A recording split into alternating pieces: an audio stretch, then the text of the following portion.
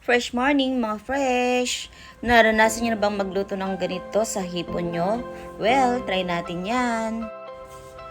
Yan, naglagay lang ako ng konting nor seasoning, paminta at isang siling panigang. Binabad ko rin pala yan sa konting Sprite.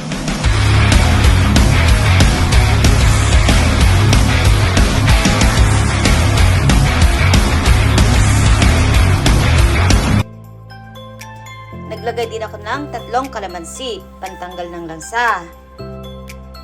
Hinalo-halo ko lang siya tapos binabad ko ng ilang minuto.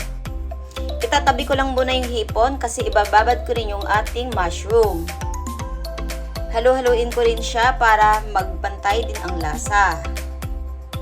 Ayan, ready na siya. So, magpainit na tayo ng butter.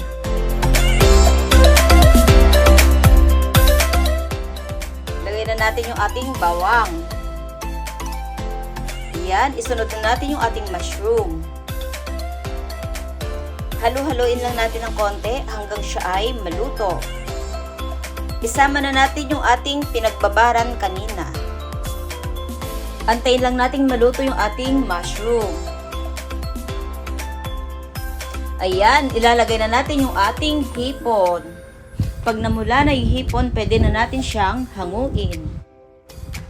Yan, malapit na siyang maluto. So, hanguin na natin agad para juicy pa rin yung ating shrimp.